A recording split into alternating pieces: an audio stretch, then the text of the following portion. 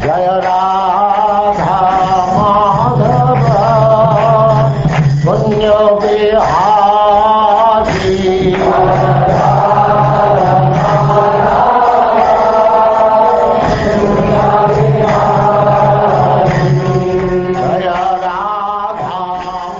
And now chapter 23. The demigods regain the heavenly planets.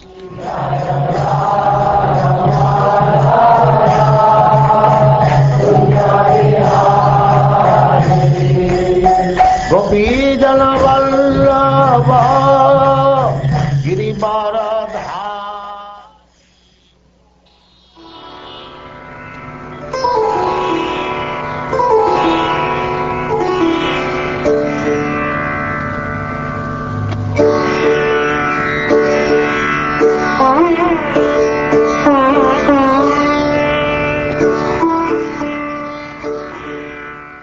Shukdev Goswami said, when the Supreme, Ancient, Eternal Personality of Godhead had thus spoken to Bali Maharaj, who is universally accepted as a pure devotee of the Lord, and therefore a great soul, Bali Maharaj, his eyes filled with tears, his hands folded, and his voice faltering in devotional ecstasy, responded as follows.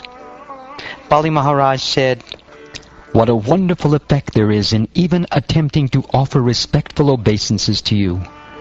I merely endeavored to offer you obeisances, but nonetheless, the attempt was as successful as those of pure devotees. The causeless mercy you have shown to me, a fallen demon, was never achieved even by the demigods or the leaders of the various planets.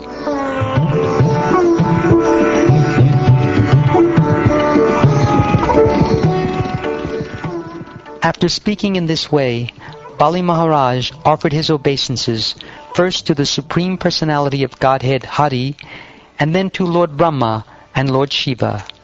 Thus he was released from the bondage of the Naga Pasha, or the ropes of Varuna, and in full satisfaction he entered the planet known as Sutala.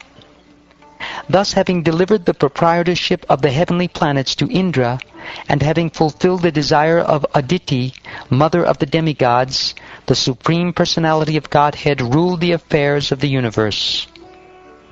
When Prahlad Maharaj heard how Bali Maharaj, his grandson and descendant, had been released from bondage and had achieved the benediction of the Lord, he spoke as follows in a tone of greatly ecstatic devotion. O Supreme Personality of Godhead, you are universally worshipped. Even Lord Brahma and Lord Shiva worship your lotus feet. Yet, although you are such a great personality, you have kindly promised to protect us, the demons. I think that such kindness has never been achieved even by Lord Brahma, Lord Shiva, or the goddess of fortune Lakshmi, what to speak of other demigods or common people. O Supreme Shelter of everyone, great personalities like Brahma enjoy their perfection simply by tasting the honey of rendering service at your lotus feet. But as for us, who are all rogues and debauchees born of an envious family of demons, how have we received your mercy? It has been possible only because your mercy is causeless. O my Lord, your pastimes are all wonderfully performed by your inconceivable spiritual energy. And by her perverted reflection, the material energy, you have created all the universes. As the supersoul of all living entities, you are aware of everything, and therefore you are certainly equal toward everyone. Nonetheless, you favor your devotees. This is not partiality, however, for your characteristic is just like that of a desire tree, which yields everything according to one's desire. My dear son Prahlad, all good fortune unto you. For the time being, please go to the place known as Sutala, and there enjoy happiness with your grandson and your other relatives and friends. You shall be able to see me there in my usual feature with conch shell, disc, club, and lotus in my hand. Because of your transcendental bliss, due to always personally seeing me, you will have no further bondage to fruitive activities.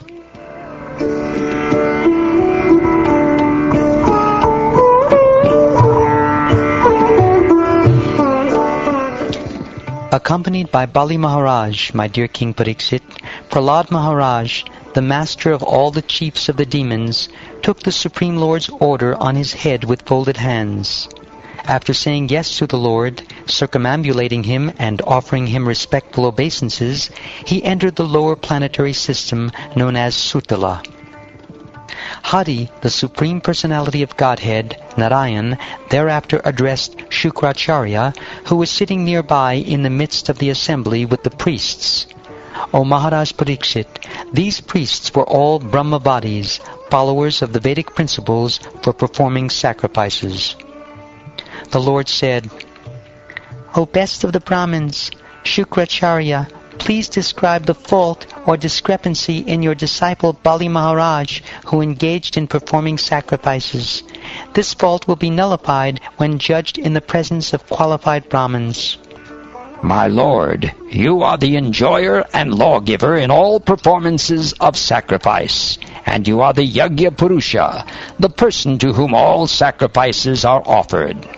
If one has fully satisfied you, where is the chance of discrepancies or faults in his performances of sacrifice? There may be discrepancies in pronouncing the mantras and observing the regulative principles, and moreover there may be discrepancies in regard to time, place, person, and paraphernalia. But when your lordship's holy name is chanted, everything becomes faultless. Lord Vishnu, I must nonetheless act in obedience to your order, because obeying your order is most auspicious and is the first duty of everyone.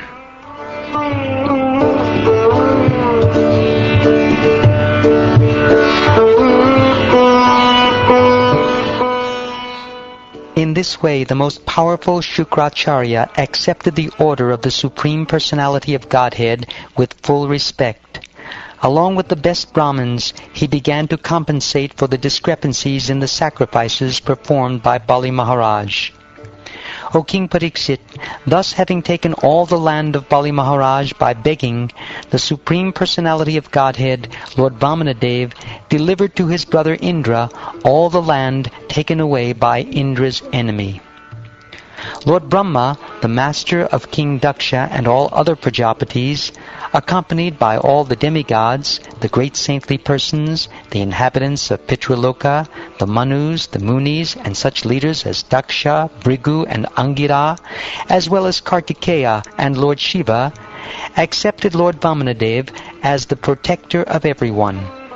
He did this for the pleasure of Kashyapa Muni and his wife Aditi, and for the welfare of all the inhabitants of the universe, including their various leaders. O King Pariksit, Indra was considered the king of all the universe, but the demigods, headed by Lord Brahma, wanted Upendra, Lord Vamanadev, as the protector of the Vedas, the principles of religion, fame, opulence, auspiciousness, vows, elevation to the higher planetary system, and liberation. Thus they accepted Upendra, Lord Vamanadev, as the supreme master of everything. This decision made all living entities extremely happy.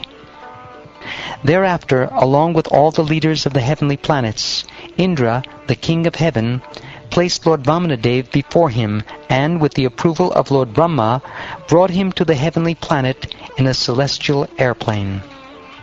Indra, king of heaven, being protected by the arms of Vamanadev, the Supreme Personality of Godhead, thus regained his rule of the three worlds, and was reinstated in his own position, supremely opulent, fearless, and fully satisfied.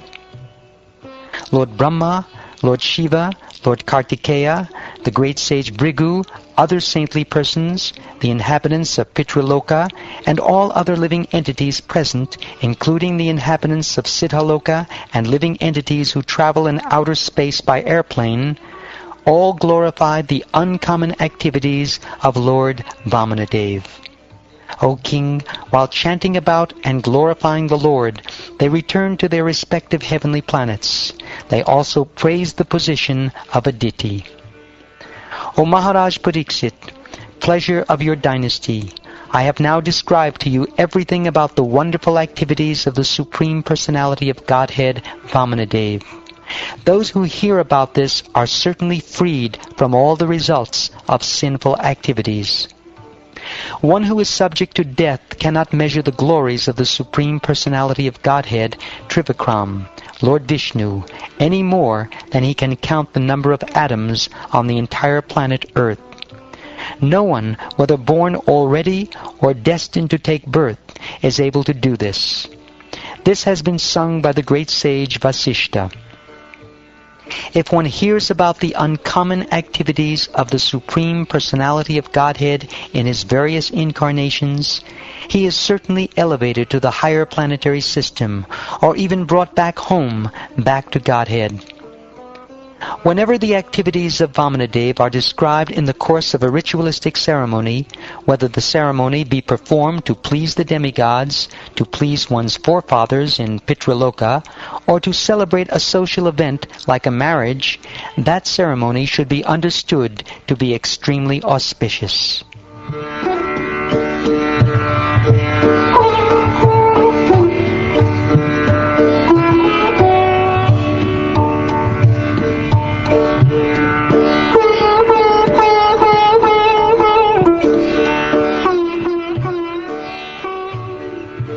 Thus ends the 23rd chapter of the 8th canto of the Srimad Bhagavatam, entitled, The Demigods Regain the Heavenly Planets.